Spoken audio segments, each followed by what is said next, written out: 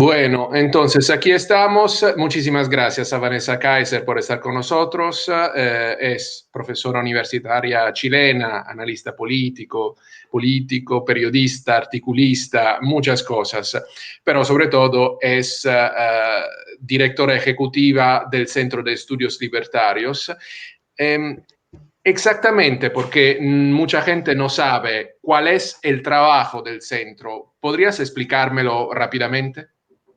Bueno, lo más importante es participar lo más activamente posible de la difusión de las ideas de la libertad para contener el avance cultural que ha tenido uno podría decir, una ideología de dinámicas fascistas en el sentido que sitúa colectivos como amigos y enemigos, en realidad buscando provocar un cierto caos, extremar las tensiones, ¿no es cierto?, dentro de la sociedad civil, como bien lo sugiere Marx, porque en ese momento cuando se quiebran las bases de la sociedad civil es cuando pueden entrar grupos minoritarios que nunca serían elegidos democráticamente y tomarse el poder como lo hicieron los bolcheviques, como lo hizo Mao y como lo hicieron tantos otros, digamos, en su tiempo.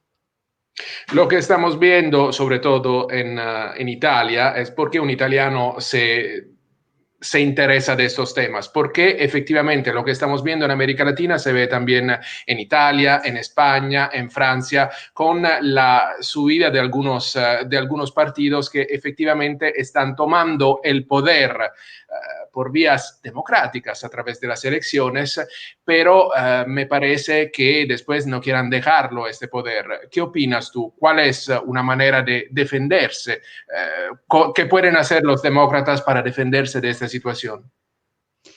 Primero, abandonar el velo de la ignorancia y de la inocencia, porque resulta que, como bien hablábamos antes de comenzar la entrevista, dentro de diversos partidos está lo que se llama la quinta columna, es una columna que ataca al mismo partido, lo disuelve por dentro, genera fuerzas centrífugas que hace que toda la cohesión que tenía un partido en torno a sus principios desaparezca y con eso van horadando desde diversos frentes, también en el Poder Judicial, en las policías, en las escuelas, desde diversos frentes van horadando desde adentro la cohesión que existía en torno a ciertos principios democráticos, la tolerancia, la libertad de expresión, etc. Entonces, cuando nosotros empezamos a transar, porque no, que el diálogo, porque somos demócratas, entonces el diálogo sí, obviamente que yo comparto el diálogo. El punto es que no hay que ser inocente. Una cosa es dialogar con un interlocutor y otra cosa es dialogar con alguien que te considera su enemigo. Una cosa es que yo dialogue compartiendo, digamos, mis principios y manifestándolos y viendo en qué medida se puede ir generando un mundo común con los principios de otros, pero porque yo soy inclusiva, porque yo estoy dispuesta a generar un mundo común, y otra es que yo responda a las extorsiones de la izquierda, de esa izquierda que va ingresando como quinta columna a distintos segmentos y partidos en la sociedad y desde adentro los orada y que me considera su enemigo. Si tú estás con alguien que te quiere disparar, ¿cómo vas a dialogar? Luego, efectivamente, por eso es que tiene mucho sentido que la democracia empiece a replantearse si es que acaso cuando existen este tipo de grupos al interior, por ejemplo en Alemania los neonazis no tienen un espacio. Entonces, ¿por qué el resto o sea, los alemanes aprendieron la lección, ¿no es cierto? O sea, si tú tienes grupos antidemocráticos, no pueden jugar el juego de la democracia. Es así de simple. Y lo demás se llama sedición y tiene que ser castigado por el Estado de Derecho. Entonces, a dialogar pueden ir personas dialogantes. No puede ir una persona que te quiere matar. Ese es el punto. Y darse cuenta de eso y conservar los principios y conservar la cohesión de las instituciones y no corromperse por la extorsión emocional que hace la izquierda, que entonces tú eres un radical, que entonces tú no eres demócrata. Si yo no puedo dialogar con alguien que quiere imponerse totalitariamente y que quiere capturar el poder y después ponerme el pie encima. Entonces, esta es la historia de la rana, Alberto. La rana tú la metes en la olla y le prendes el fuego y al principio el agua está helada y empieza a subir la temperatura, pero muy paulatinamente hasta el punto en que hierve y la rana explota. Y la rana somos nosotros, los demócratas. Una pregunta, tú también por tu familia conoces muy bien la realidad europea y muchas veces me llega esta pregunta que puede parecer tonta, pero que quiero hacerte.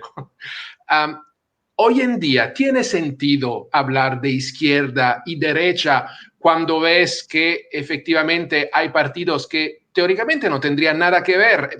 Hablo del movimiento Cinco Estrellas, que es un movimiento anti-establishment en contra del sistema aquí en Italia, pero que tiene posiciones pro-chavistas, pro-Venezuela, en contra de la democracia. ¿Tiene sentido hoy en día hablar todavía de estas categorías izquierda y derecha? Yo creo que tiene mucho sentido en la medida en que somos capaces de adaptar esas categorías a la realidad. Porque lo que nosotros hemos venido viviendo a nivel occidental, producto de las dinámicas fascistas de amigo-enemigo planteadas por Carl Schmitt, que es que yo te veo como mi enemigo, si tú eres hombre y yo soy feminista, en Chile tú eres mi enemigo, ¿sí? Así de simple. Entonces ya eso está instalado en el chip de la gente. Eso no estaba en Chile hace 5 años atrás, 6 años atrás, eso no existía. ¿Mm? Entonces cuando uno replantea, lo que, en el fondo, ¿cuál es el escenario? El escenario es que había una polarización. ¿Sí? Sigue habiendo una izquierda y una derecha, pero ahora hay una nueva derecha, Vox, en Chile el Partido Republicano, Bolsonaro, Trump, son todos como una nueva derecha que podría tener un cierto tinte a veces que le critican de populista, cosas así. No, es simplemente una derecha que ha decidido ser carismática y no dejarle el espacio a las emociones a la izquierda que siempre por eso nos gana. Esas son cosas diferentes. Y luego la izquierda tradicional, comillas, que emerge de una cierta experiencia de la Guerra Fría, desde la cual con la caída del muro, esa izquierda que había sido previo a la Guerra Fría o durante la Guerra Fría, muy extrema, ahora vuelve a ocupar una posición extrema y lo que no tiene sentido es hablar de centro. Porque una sola fracción política, por lo general los partidos de izquierda, se encarga de los temas del medio ambiente, de los derechos civiles, del feminismo. ¿Por qué no es capaz la derecha de comunicar en ese sentido? Porque la derecha no tiene lo que se llama en su análisis político el mediano y el largo plazo. ¿Mm? La derecha, las cosas las vemos hoy, somos eficientes hoy, hacemos las cosas hoy, pero entonces se pierden esas otras dimensiones en las que yo voy sembrando en las mentes de las personas ideas. Y luego esas personas son serviles a las ideas que yo sembré en esas mentes. La derecha debiese de tener toda, para ingresar a cualquier partido o para ser parte de cualquier partido, un curso intensivo de Gramsci. Porque como nunca han leído a Gramsci, entonces no entienden con quién están, no entienden nada. A ver, dime una cosa, ¿qué, Alberto, qué respuesta tiene el liberalismo y en general la derecha para el tema de la falsa conciencia? Tú sabes que si yo le digo a una feminista que no, que a mí me encanta ser madre, que me encanta estar en mi casa, yo hago unos queques y unos cúgenes como alemana, el cúgen me queda increíble. Y me dice, yo le digo, me encanta esa vida. ¿Qué me dice la feminista? Tú estás atrapada en una falsa conciencia. A ti eso es un constructo. A ti te inventaron eso a la sociedad. Eso no es cierto. Bueno, ¿cómo responde una persona de derecha frente a eso? No tiene ninguna respuesta teórica. Entonces, ¿qué es lo que pasa? Que a la gente que nos hemos metido fuera del mainstream del Homo economicus, a analizar desde otros vectores, ¿no es cierto?, cuál es el fenómeno humano y político institucional en el cual la vida humana se desarrolla, no te dan espacio, porque porque no tienen esa sensibilidad frente a lo que es la psicología humana. Y de a poco ha ido surgiendo personas como, no sé, Agustín Laje, por ejemplo, que comparte conmigo esto, de preocuparse de aquel aspecto, también Héctor Ñaupari, de preocuparse de los aspectos más del humanismo, que al final lo que pasa es que ni siquiera son buenos religiosos, porque si la izquierda, la derecha conservadora hubiera realmente entendido las 3 tentaciones que le hace el diablo a Jesús, ¿no es cierto? Sabría que incluso el hombre, el ser humano, está dispuesto a transar su pan con tal de darle un sentido a su vida. Y cuando tú tienes ideólogos capaces de darle un sentido a la vida de la gente, de entregárselo, no de que ellos lo encuentren como lo hacemos los liberales, busca tu propio sentido, busca tu felicidad. No, mira, yo te lo doy. Bueno, ese reemplazo de Dios, que ha sido el Estado, y de el otrora pastor o cura, que ha sido el ideólogo de izquierda, lo han logrado, pero hay que felicitarlos. La verdad es que han hecho un muy buen trabajo la izquierda a nivel cultural occidental y con eso nos están destruyendo toda la base de la cohesión hegemónica de nuestros acuerdos más fundamentales en torno a la virtud, el trabajo, el talento, lo que tiene merecimiento, lo que tiene castigo, todo lo han ido grabando gracias a que hicieron ese trabajo. El ser humano, Alberto, está dispuesto por una causa noble muchas veces a inmolarse y con eso a perder el pan y a perderlo todo. Y porque el liberal se ha olvidado de eso, es que hemos perdido esa batalla. Hoy en día todo es un producto. Entonces, ¿cómo es posible que una ideología que ha sido desprestigiada en todo el mundo se relance así, funcione hoy en día en un momento tan tecnológico, vamos? Bueno, lo que pasa es que ellos tienen capturados en todos los países los ministerios de educación y la educación no pública, porque yo hago una distinción entre la educación pública y estatal. La pública podría funcionar con un sinnúmero de establecimientos privados con diversos proyectos educacionales y con vouchers para la gente que no puede acceder a ellos. La estatal te adoctrina. Y esta gente tiene en todos los países de Occidente capturado la educación estatal. Si hay algo que por lo que debiera de luchar una persona de derecha hoy, una persona liberal hoy, es porque se acabe la educación estatal y emerja una educación pública con diversos proyectos educacionales para todos los tipos de vida que tenemos naturalmente los seres humanos y el que no pueda acceder a aquel establecimiento por temas económicos que reciba un voucher, porque sí, yo considero igual que Adam Smith que la educación puede ser entendida como uno de los bienes fundamentales que compartimos quienes vivimos en una misma comunidad. ¿Y cómo crees tú, por qué crees tú que, por ejemplo, este proyecto hegemónico, cultural, funcione en el primer mundo, por ejemplo, en Estados Unidos, por ejemplo, mucho en Francia, en España, en Italia, que son los países que yo conozco mejor? Funciona por lo que te estoy diciendo, porque si yo a un niño desde muy pequeño le enseño que lo único, que cualquier cosa que reserve para sí mismo es egoísta y es malo. Eso desde el jardín infantil, desde que tienen 5 años. Lo colectivizo, porque además aquí hay un proceso de colectivización que ahora se están instalando también en la sexualidad infantil. O sea, llega un punto en que un niño ya no se distingue como individuo. Llega un punto en que se cumple el anhelo de Rousseau, que lo plantea en el contrato social, donde dice que a cada individuo que nace con todas sus fuerzas, con toda su completud, que no requiere de nada más, hay que quitarle esas fuerzas, reemplazarlas por otras y hacerlo dependiente del colectivo. Y eso es lo que hace sistemáticamente la educación estatal.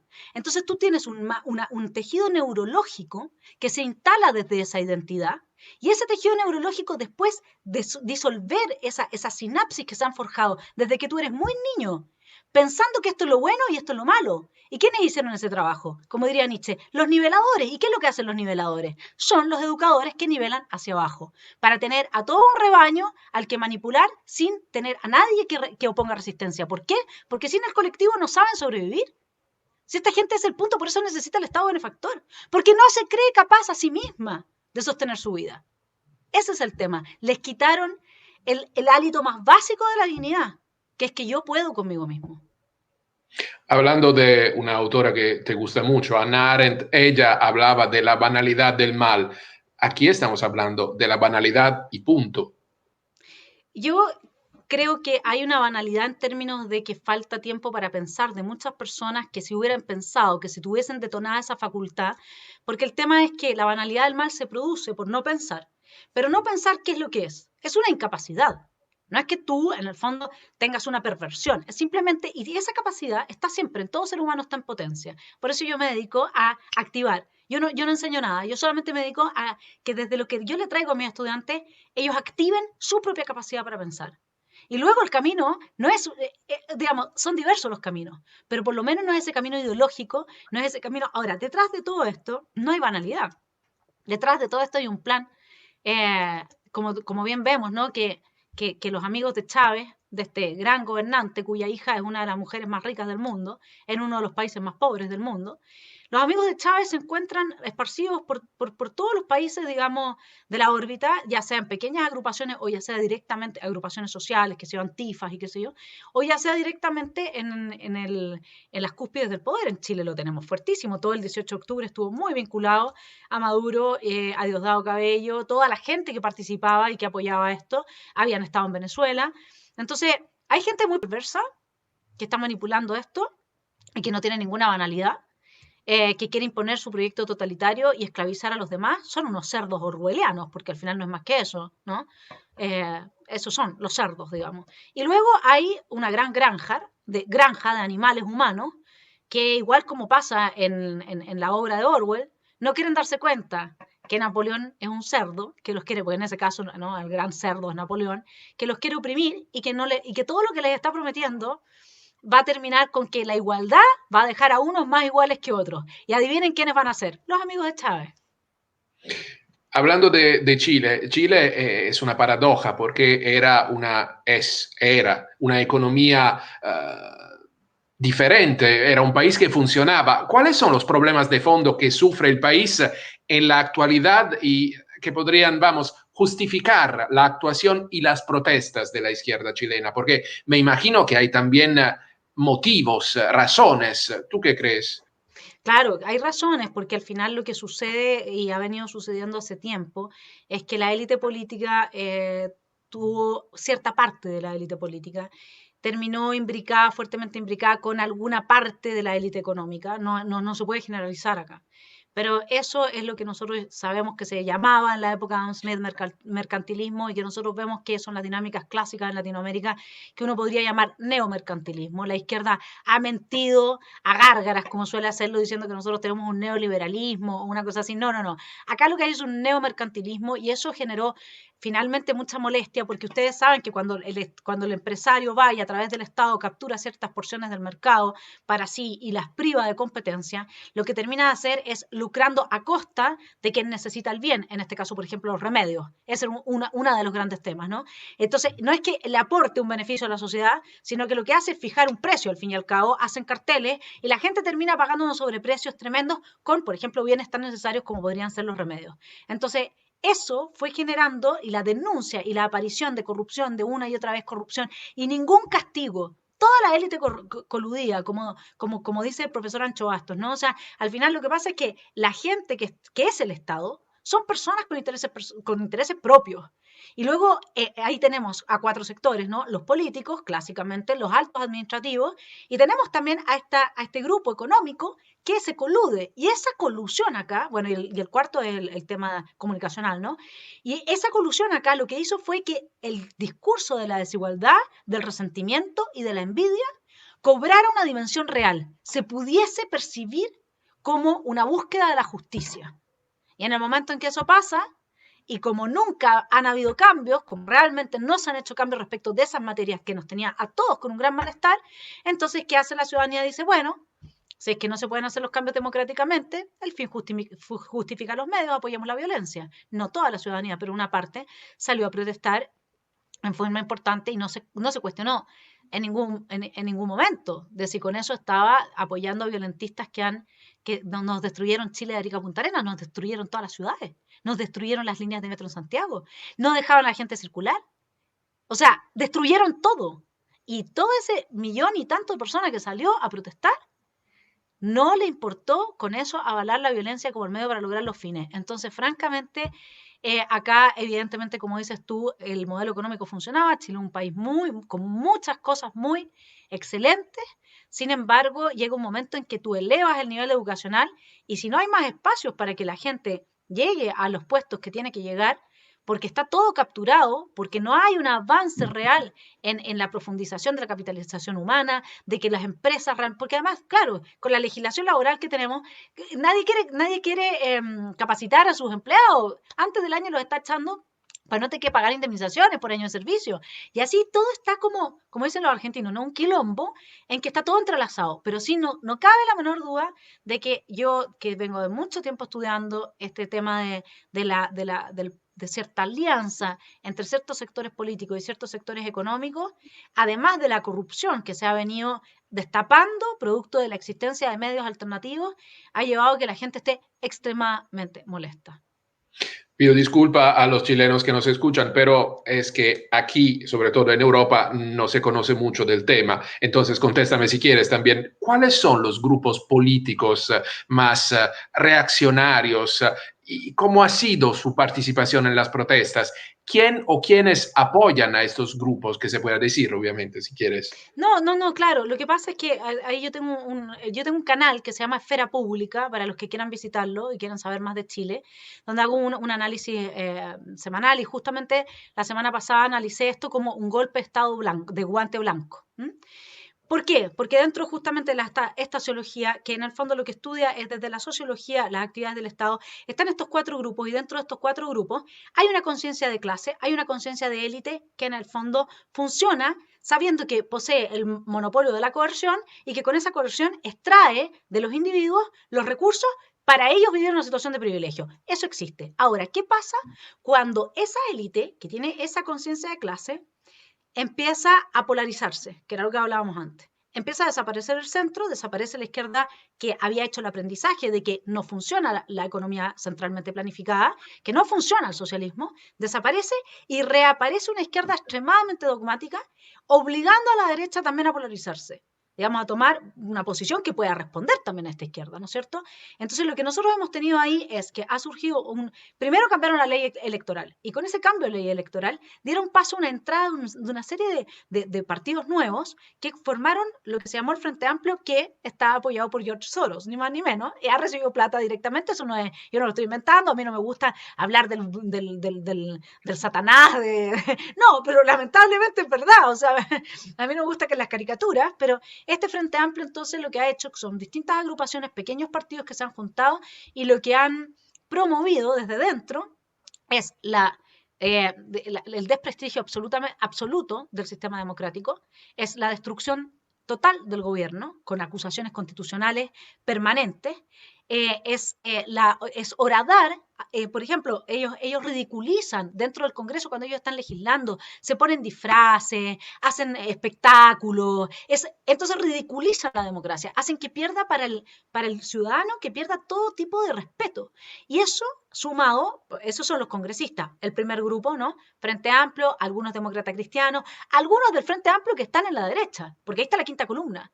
El problema es que hasta en los partidos, menos en el de más de derecha, que vendría a ser el equivalente a Vox, en todo el otro espectro de partidos de derecha hay gente del Frente Amplio, pero que se disfrazan. Y se disfrazan de socialdemócratas, de centristas, y creen en la falacia de la virtud del centro, digamos, ¿no? Que todo lo que está en el medio es lo bueno, como si se pudiese estar en el medio frente a ciertas situaciones. Tú no puedes estar medio embarazado, ¿no? Bueno, tú no puedes estar embarazado, pero yo no puedo estar medio embarazada, ¿no?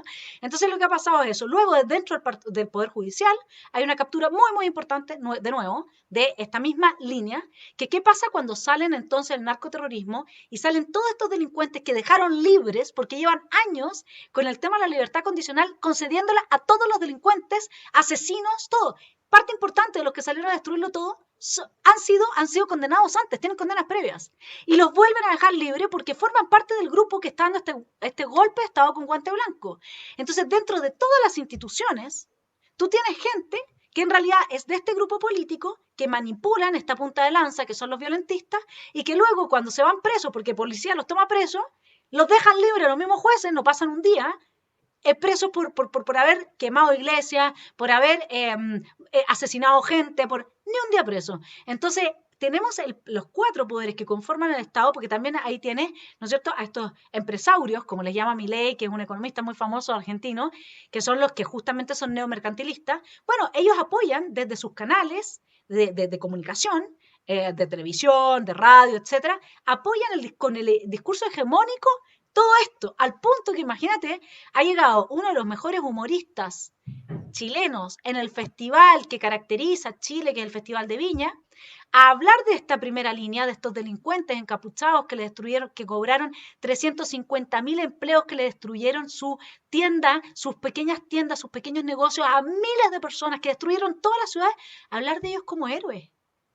Héroes. En febrero ese hombre hablaba, eso está absolutamente pensado, ese es un discurso hegemónico. Tú no prendes un canal de televisión donde tú oigas más que un panel donde puedan haber 5 personas discutiendo y una es como yo y las otras 4 o 5 son del otro lado. Entonces evidentemente que, a menos que te pongas como Milei a gritar, como así, pero a ocupar todos los espacios que permitan capturar el sonido de tu voz, es imposible hacerle frente, uno siempre queda como derrotado. Y la gran mayoría de la ciudadanía no tiene ninguna lealtad con ningún partido político. El 76% de los ciudadanos chilenos no se identifica con ningún partido político y solo el 3% considera legítimo al Congreso. Y lo más divertido, Alberto, es que en este contexto, los congresistas que tenemos, que son los que llevan el velo de la ignorancia y la capa de la inocencia, los que todavía quedan así, creen que ellos van a poder manejar un proceso constituyente cuando no tienen ninguna legitimidad y cuando ya hay agrupaciones de personas vinculadas, Diosdado Cabello, etcétera, agrupaciones importantes, ¿no?, que han dicho que apenas salga el apruebo, es decir, apenas se apruebe el cambio constitucional, ellos se van a apoderar al más estilo chavista del proceso constituyente y van a instalar una asamblea que no obedezca a ningún poder establecido anterior. Y créeme, yo no voy a estar invitada a participar. Bueno, solo para que la gente sepa, nosotros también tenemos varios problemas porque hace unos años tuvimos como una revolución anticasta, así se llamaba, de un partido, el Partido Cinco Estrellas, que ganó las elecciones criticando a los viejos gobernantes, a los viejos diputados, pero prácticamente entraron en el Parlamento personajes que no tienen ninguna idea de lo que es el ejecutivo, de lo que es el judicial, nada, no tienen idea de una teoría política cualquiera. Pero, ¿cuál es la responsabilidad de los medios de comunicación? Es decir, incluso en Italia, en Francia, tenemos grupos de derecha, grupos de izquierda, grupos de comunicación. ¿Cómo es la situación en Chile? ¿No hay, por ejemplo, un periódico, un grupo de comunicación que intente pararse frente a esta situación provocada por la izquierda extrema, vamos? No, o sea, hay un diario del cual yo soy columnista, pero un diario electrónico, que es el Libero, que son los únicos que realmente están haciendo un trabajo en esa materia. Luego estamos los youtubers, mi hermano Axel, mi hermano Johannes, Tere Marino, y que ella fundó una fundación nuevamente, y ahí el canal Fundación Nuevamente, para quienes lo quieran ver, FNM, ahí hay una cartelera diaria, pero todo esto es por YouTube, ¿no? O sea, la mayor parte de la gente en Chile sigue prendiendo el televisor normal. Y cuando uno va ahí, no hay absolutamente ningún matiz. Y cuando invitan el matiz es como invitarte al extraño de turno, digamos, ¿no? Por no usar la antigua analogía que hoy día nos podría costar mucho bullying. Una pregunta también. Aquí tuvimos durante la epidemia de coronavirus ayudas, entre comillas, desde, por ejemplo, desde Cuba. Y los mismos médicos italianos empezaron quejándose de estos médicos cubanos porque no tenían idea. Entonces, hay también una injerencia, no solo una influencia del Foro de Sao Paulo en Chile. ¿Tienes pruebas de esto? ¿Puedes contarme algo? A ver, de gente que han tomado presa, que ha estado incendiando o que ha sido parte de las manifestaciones más violentas, hay personas venezolanas, hay personas colombianas, etcétera. Luego, yo no soy, a ver, yo no creo que estas cosas pasen si es que dentro de un país los ciudadanos están alerta y, como decía Jefferson, están cuidando permanente, son unos vigilantes de su libertad. Así es que me parece que sí, uno lo ve porque además, evidentemente, que hay un sector político que es este Frente Amplio, con alguna gente del Partido Socialista y con algunos otros que están en los partidos de derecha pero que no lo reconocen, o sea, tú lo ves, que han participado de las conversaciones con el Foro de Sao Paulo, o sea, lo ves en las noticias, o sea, hoy día participaron, no sé qué, no es, aquí nadie está escondiendo nada. Entonces, tú sabes quiénes están con Maduro y lo defienden abiertamente. Aquí nadie te está diciendo que no van a terminar con la propiedad privada, te lo están diciendo. Y luego está toda esa manga de personas, como decimos nosotros acá, manga de cabezas huecas, que andan con su velo de la ignorancia y con su capa de la inocencia y no quieren escuchar esto. ¿Sabes qué pasa, Alberto? Yo creo que es un problema de coraje. Al final hay que tener coraje para mirar en el caos. Y yo creo que hay muy poca gente que tiene ese coraje. La mayor parte de la gente quiere creer que todo va a seguir bien, que todo va a estar bien y que nada de esto va a tener consecuencias. Y así es como llegaron los alemanes donde llegaron y así es como se llegó a la Primera y la Segunda Guerra, digamos, sobre todo a la Segunda. No, dejemos que Hitler agarre, si después de una vez que se haga dueño, nos va a dejar tranquilos, que anexe esto nomás. Y así fue como Hitler se transformó en monstruo y se transformó y en menos de una década destruyó Europa completa. Entonces, las personas tienen eso, que no, al contrario de ti o de mí, que yo estoy mirando, yo estoy viendo y me estoy haciendo cargo, te están diciendo que van a suprimir la propiedad privada. Y tú todavía quieres creer que no. Y esa es la gente que nos tuvo en las cuerdas hasta que no llegó la bendita pandemia, porque para que lo sepan los italianos, y todos los que te ven, en Chile la pandemia ha sido una bendición, bendición, porque de marzo en adelante el calendario de atentados, que lo tenían publicado, ya habían llegado a atacar a todas las escuelas, ya habían quemado parte importante de las iglesias, ya los centros de cada una de las ciudades, los centros, eran inhabitables. Y tenían de marzo en adelante una agenda gigantesca para continuar. A esta gente lo peor que le podría haber pasado en la pandemia. Ahora, con las medidas que se están tomando con esta pandemia, yo ya no sé si en realidad los que están promoviendo estas medidas no son peores que estos otros. porque, porque parece como que esto fuese ya con la pandemia y las medidas restrictivas de las libertades personales. En Chile tú necesitas un pasaporte para salir de tu casa. En Chile tú no te puedes juntar con más de 5 personas en tu casa. En tu casa. O sea, ya la cosa es, entonces yo estoy pensando que aquí estamos al nivel de la guerra de las galaxias ya. O sea, creo que todo esto de los maduristas, los chavistas, los cubanos, parece que hay como una capa aún peor. Pero eso podría también favorecer, vamos, los enemigos de la libertad. Una Absolutamente. excusa. Sí, el problema, Alberto, es que todos estos son enemigos de la libertad. El problema es que de eso se trata de destruir al individuo de forma sistemática y dejarlo como un mero miembro de la especie, funcional a tus órdenes y a lo que tú quieres que ese individuo produzca para tu beneficio.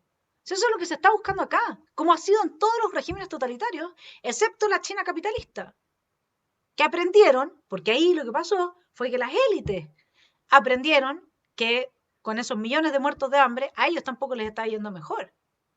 Porque al final en eso termina. El socialismo no mata a tanta gente pues, en el paredón. El socialismo mata a la gente de hambre. Y eso se le olvida a la gente. Solo para que se entienda, por ejemplo, uno de los problemas es una paradoja. Yo perdí a mi padre durante la pandemia y no fue por la pandemia, pero lo perdí en marzo. Lo absurdo es que dentro de la Unión Europea quiere ayudar a los diferentes países con ayudas económicas muy importantes. El único país que todavía no tiene un plan, no tiene un proyecto es Italia. De los 27 miembros de la Unión Europea, Italia no tiene un proyecto. La Unión Europea pide reformas laborales, trabajo, un Estado más moderno, y el gobierno, yo diría bastante prochavista que tenemos ahora con el Movimiento 5 Estrellas y el hoy en día Partido Demócrata, era el Partido Comunista, prácticamente pide regalar sueldos, sobre todo en el sur del país, que son las regiones más pobres, para favorecer el voto, para tener, es pura propaganda que no sirve al país. Es un país que tiene que relanzar su propia economía, que se ha caído por causa del coronavirus. Entonces, el problema que tenéis vosotros, también nosotros lo estamos viviendo. Y mis últimas preguntas que me están llegando. Tú eres una persona, una mujer extraordinaria. ¿En qué sentido? Extraordinaria más allá del ordinario. No eres una persona normal, eres una persona que se hace preguntas. Esto creo que sea el secreto. ¿Cómo hace una persona normal, de cultura normal, lo que decías tú, a enterarse de lo que está pasando, de este proyecto que está pasando? ¿Cómo puede defenderse una persona que no puede confiar en los medios de comunicación masivos, que está bombardeado por una propaganda como la que hemos visto y la que estamos viviendo día a día aquí en Europa también, no solo en Chile? El sentido común. Si lo que pasa es que esto es muy simple. Todas las personas tenemos ese sexto sentido, el sentido común. Entonces, en vez de estar tomando las ideas que otra persona nos dio, es ir adentro de uno mismo y decir, a ver, pero esto honestamente a mí me resuena como posible. ¿Es posible sostener a una Italia donde una parte importante de la población va a recibir un sueldo gratis, porque España está con los mismos problemas, sin trabajar? ¿Qué me pasa a mí si me lo dan todo? ¿Tengo algún incentivo para ir a trabajar? A ver, ¿qué pasa con los niños? Cuando yo a los niños no los estimulo. ¿Hacen algo o no hacen algo? ¿Cómo es el ser humano?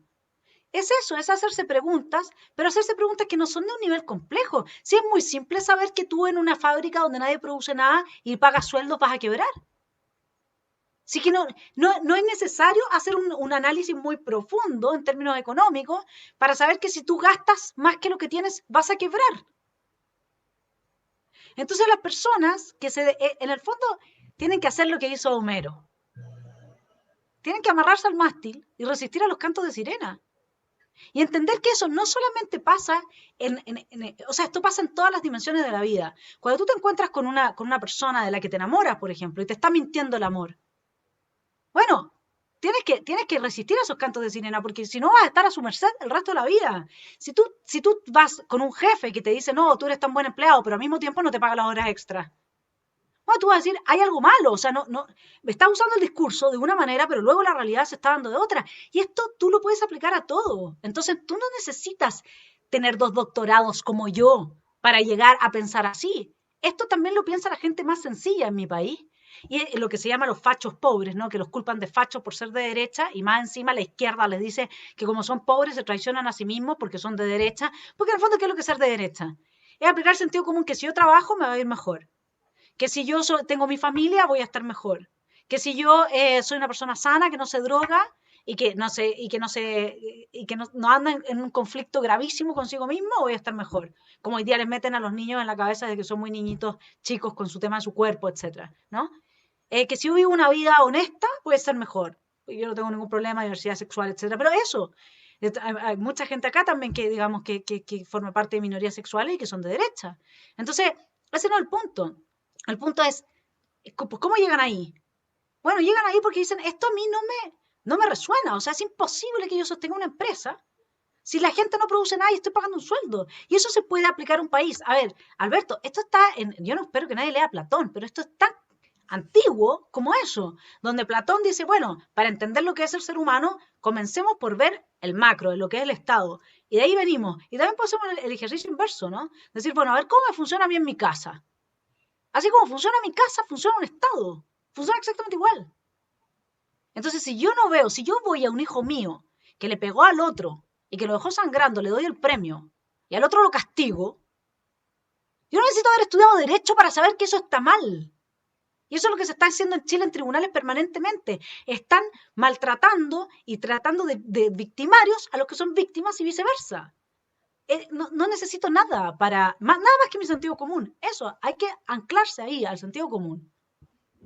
Es la última pregunta. Muchísimas gracias por esta entrevista, pero una palabra que nos gusta mucho aquí en Puentes es responsabilidad. Es decir, seguramente hay una responsabilidad de los chilenos frente a lo que está pasando, pero, por ejemplo, hay un complejo de inferioridad que muchas veces se ve de los suramericanos, de los latinoamericanos frente a países, a realidades como la Unión Europea, como los Estados Unidos.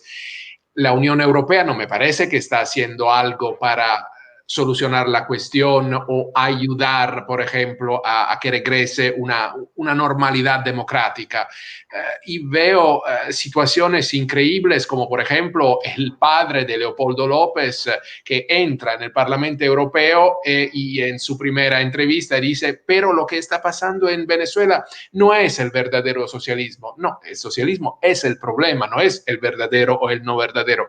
Entonces, cuando ves de situaciones así, cuando ves, por ejemplo, el ministro de Asuntos Exteriores de la Unión Europea, Josep Borrell, que ha ganado su puesto desde una perspectiva socialista, ¿cómo se puede avanzar cuando incluso actores tan gordos, tan importantes como Bruselas y Washington no hacen lo necesario? Bueno, es una pregunta mayor. Yo a nivel teórico lo que puedo responder es que No evidentemente... es mía, es de una persona muy inteligente que acaba de hacérmela. Sí, sí, sí, Entonces, sí. yo soy sí, un simple Lo que periodista, pasa es así que... que esa pregunta da para responder con una tesis de doctorado, ese es el problema. Por lo tanto, lo que voy a tratar de explicar es por qué o cómo es que se produce este fenómeno, que personas con tanto poder o que personas que en algún momento no tuvieron poder, llegan con este discurso que supuestamente es un fracaso porque no tiene ningún caso exitoso en la historia de la humanidad, y llegan a tener todo ese poder. Y desde ahí, claro, hacen efectivamente lo que tu interlocutor está preguntando, ¿no? Desde ahí manejan entonces los hilos de las marionetas que somos todos los demás. Bueno, lo que hay que desenmascarar acá es una falacia. Cuando se habla del socialismo, se habla de la utopía socialista y se la compara con la realidad capitalista, ¿cierto? ¿Y eso por qué? Y aquí yo los invito a todos a leer a Rothbard, a abrazar el anarcocapitalismo, a transformarse utópicamente y realmente defender esa utopía. ¿Cuál es el punto débil?